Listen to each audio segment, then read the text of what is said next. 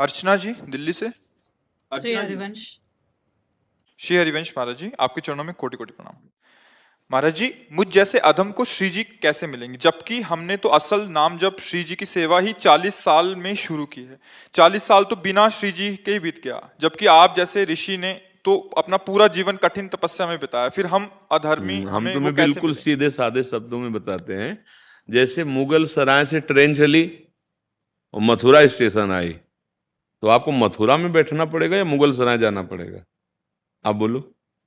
अगर जहां इस ट्रेन मिली ना, वहीं बैठ गए ना, तो आप हमारी ट्रेन को क्यों देखते हो, कहाँ से बनी और कहाँ से चली? अब आपको वृंदावन में मिल गई ना, यहीं से बैठ जाओ, निकल चलो, यहीं से बैठ जाओ। अब तुम उसको पीछे क्यों सोचो? अब जहां बैठे हो यहीं से बैठ जाओ, यहीं से बैठ जाओ। अर्थात हमारी बात मान लो। तात स्वर्ग अपवर्ग सुख धरी तुला एक अंग, तूल न ताहि सकल मिल जो सुख लव सत्संग। क्यों कहा गया ये? इन लव मात्र के सत्संग से बात बन जाएगी। जो स्वर्ग में सुख नहीं है, जो मोक्ष में सुख नहीं है, जो लौकिक मृत्यु लोक में सुख नहीं, वो संत संग में सुख है। क्या? वो एक क्षण में वो आपको वस्तु दे देंगे जो जीवन भर कमाया है। आप संतों के हृदय को नहीं जानते, उसका महत्व नहीं जानते। एक क्षण में वो दे देंगे जिसका अनुभव करने के लिए उन्होंने बहुत ताप सहे हैं, बहुत कष्ट सहा है। अब उसे आप स्वीकार कर लो। पर हम लोग ऐसे आते हैं संतों के पास, ऐसे का मतलब अहंकार युक्त, ऐसे नहीं आते। ऐसे अगर आए तो पेट भर जाए, अर्थात विश्राम मिल जाए। ओहो, आज संत समागम मिला, आज तो मैं निहाल हो गया, आज तो जो वचन मिले उनसे निहाल हो गया। तो ये बात नहीं सोचनी है। आज से अगर हम श्री जी की शरण में हैं और हमने राधा राधा राधा और मर गए, इतने में प्राण निकल गए, तो इतने में श्री जी मिल जाएंगे। इस बात को समझो। पुत्र के बहाने से नारायण पुकारा तो भगवान मिल गए ना अंतिम समय में। अच्छा, हमें पता नहीं कि अंतिम कब हो जाएगा, तो हमें हर श्वास में नाम जप करना है। अगर नाम में हम हैं तो हमको ये डर नहीं है कि हमारे 40 साल व्यतीत हो गए। कम से कम भगवान की कृपा है कि 40 साल में आप जाग गई, नहीं तो पूरे के पूरे जीवन निकल जाते हैं और जग नहीं पाता जीव। आज जग गई, अब जितनी श्वासें बची हैं उनमें सावधानी पूर्वक गंदे आचरणों का त्याग, गंदी बातों के चिंतन का त्याग, गंदे दृश्य देखने का त्याग और सबकी सेवा का भावना, जो परिवार के या जो अतिथि आज, और नाम जप और भगवत अंदर से आश्रय, भगवत आश्रय। इसी जन्म में जितना समय बचा है उतने में भगवत प्राप्ति हो जाएगी। पक्का समझो, बात पर विश्वास कर लो। आखिरी श्वास जो होती फाइनल उसी का हो जाता है। जैसे हमें फोटो खिंचवा लें और ऐसे किया तो ऐसे आ जाएगी ना। तो आखिरी श्वास में अगर हम संसार का चिंतन कर रहे हैं, जैसे आखिरी श्वास में घर परिवार सब कुछ छोड़कर भजन के लिए आए थे भरत जी महाराज, और हिरन के बच्चे में प्यार हो गया, आखिरी श्वास में हिरन के बच्चे का ध्यान किया, तो अगला जन्म हिरन में बन, भागवत में पढ़ के देख लो, हिरन बन गए ना। बस उस आखिरी श्वास का हमें पता नहीं, इसीलिए हम चिल्लाते रहते हैं जहां तक हो सके हर श्वास में राधा राधा राधा। तो जो आखिरी श्वास होगी वो आपको श्री जी तक पहुंचा देगी। हमें क्या डरना?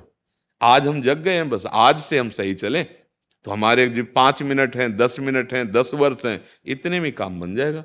जैसा कहें वैसे चलो। भगवान की प्राप्ति के लिए कोई कठोर तप करने की आवश्यकता नहीं है। भगवद आश्रय, नाम जप, और जहां हो वहीं उनकी सेवा मान लो। सास हैं, ससुर हैं, पति हैं, पुत्र हैं, परिवार के जन, ये सब भगवान की सेवा है। अगर इन्हीं को प्रताड़ित करने लगो तो फिर वो सेवा नहीं हो, फिर अधर्म बन जाएगा। आजकल वयोवृद्ध, बीमार, बूढ़ी सास आदि पड़ी है ना, तो बहुएं उनकी सेवा का ध्यान ना करके उनको कष्ट देते हैं ऐसे। जैसे या नवीन बहू आई, सास बहुत तगड़ी, वो उसको कर, ये सब अधर्माचरण है। इनसे ना घर में शांति मिलेगी, ना इस घर में, हृदय में भी शांति नहीं मिलेगी। अगर आप जो आचरण कर रहे हो उसी को भगवान की पूजा मान लो और सामने वाले में भगवान का भाव कर लो और नाम जप करो, तो जो एक महात्मा की गति होगी वही आपकी गति होगी। विश्वास कर लो। ये तो अनुभव की बात कह रहा हूं, शास्त्र की बात कह रहा हूं, संतों की बात कह रहा हूं कि भगवान की प्राप्ति के लिए कहीं भागने की जरूरत नहीं है, कुछ बदलने की जरूरत नहीं है, अंदर से बदलने की जरूरत है। बाहर सब बदल दिया, अंदर वही कूड़ा करकट है। तो आप देख लो, नौटंकी नाटक शुरू है, दंभ पाखंड शुरू है। और भैया पैंट शर्ट में हो, वो अंदर से ईमानदारी से जीना सीख गए हो, सच्चाई से, और रामकृष्ण हरि जो बने, नाम जप कर लो, और परिवार के सदस्यों को भगवान का स्वरूप समझो। ये हम सच्ची बात करें, तुम भगवान के स्वरूप की ही पूजा करते हो, जानते नहीं हो। जैसे मान लो बहुत प्यारा बच्चा है, बहुत प्यारी पत्नी है, बहुत प्यारा पति है, ठीक है, हम तो देख रहे हैं सामने शरीर ना, तो हमें लगा कि हम इससे प्यार करते हैं, लेकिन जो अंदर था वो निकल गया। आप शरीर को तुम रख के दिखा दो हमें, तो मतलब शरीर से प्यार नहीं करते, पक्की बात है ना। अच्छा, जो अंदर था उससे तुम्हारा परिचय नहीं, तो प्यार किससे करते थे? झूठा हो गया ना। तो वो है भगवान।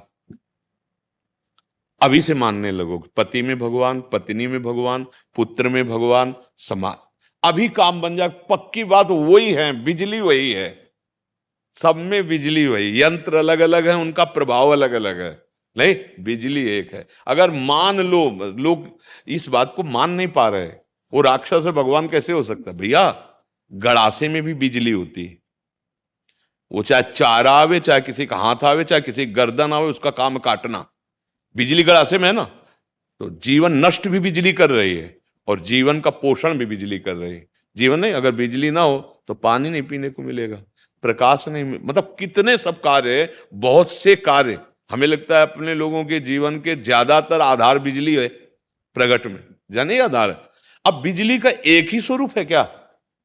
देखो, प्रकाश भी दे रही, ठंडा भी कर रही, हीटर में गर्म कर, कितने यंत्रों का प्रभाव। तो ये खोपड़ियों में गुणों का प्रभाव, सतोगुण, रजोगुण, तमोगुण, वो राक्षस दिखाई देगा, वो देवता दिखाई देगा, वो रजोगुणी दिखाई देगा, राजसी, लेकिन उनमें पावर एक ही है, परमात्मा सबके हृदय में। और ज्ञानी वही है जो उसको देखता है, पावर को। अज्ञानी वही है जो चमड़े को और क्रियाओं को देखता है। बस बात इतनी समझ ली है, और अगर ये बात आप समझ गए तो पैंट शर्ट में महात्मा हो। तुमको जा करके लंगोटी लगा के तपस्या नहीं करनी, बात मान लो, सारी तपस्या का फल है केवल समझ ठीक हो जाना। समस्त तपस्याओं का फल क्या मिला है हम तुम्हें बता दें, समझ ठीक हो गई है, बुद्धि ठीक हो गई है, नहीं तो बुद्धि भ्रष्ट है। बुद्धि का सही निशाने पे लग जाना, ये सब तपस्या का फल है। जैसे पूरी गीता जी सुनने के बाद अर्जुन को क्या मिला, बोले नष्टो मोहा स्मृति लब्धा तत्प्रसादान मयाच्युता। हे गोविंद अच्युत, आपकी कृपा प्रसाद से मोह का नाश हो गया, और अब हमें आपकी स्मृति प्राप्त हो गई, अखंड स्मृति अपने स्वरूप की आपकी। यही है सब साधना का फल, और वो तुम सुन के प्राप्त कर सकते हो। इसीलिए जो महात्मा के संग से क्षण मात्र में मिलता है, वो बड़ी बड़ी साधनाओं से नहीं मिलता है। इसलिए ऐसा भ्रम न पाला जाए कि हम गृहस्थ हैं, हमारा इतना समय बर्बाद हो गया, अब हम क्या करें। बिल्कुल गुंजाइश है, आखिरी श्वास तक गुंजाइश है भगवत प्राप्ति की, डरना मत। अब ये जरूर है कि अब जैसे जाग रहे हो तो फिर अब गंदे मार्ग का जो मन अनुसरण करता रहा है, अब उसको सहना पड़ेगा। आप गंदे आचरण भी करते रहो, फिर वो तो दम्भ हो जाएगा, पाखंड हो जाएगा, और वो यही ज्यादा हो रहा है। अगर आप विषयी हो तो आपकी बात का रंग ही नहीं चढ़ेगा, चाहे जितना आप कुछ भी। और आप अगर हृदय की ग्रंथि खोल चुके हैं तो एक शब्द जिसके कान में पड़ेगा ना, वो उसको जा करके जैसे अपने अधीन कर लेगा, उसको सत मार्ग में खड़ा कर देगा, उसको जागृत कर देगा, उसको भगवत प्राप्ति की अमोघश्च भगवत प्राप्ति करा के छोड़ेगा। पहले हमको चक का आनंद ले लेना है, भगवत आनंद, तब बात बनेगी। इसलिए बिल्कुल आखिरी श्वास में भी गुंजाइश है भगवत प्राप्ति की। ये इतना मतलब विश्वास कर लो कि जितनी श्वासें बची इसमें भगवत प्राप्ति हो जाएगी, पक्का हो जाएगी, इसमें कोई संशय नहीं। समझ पाए?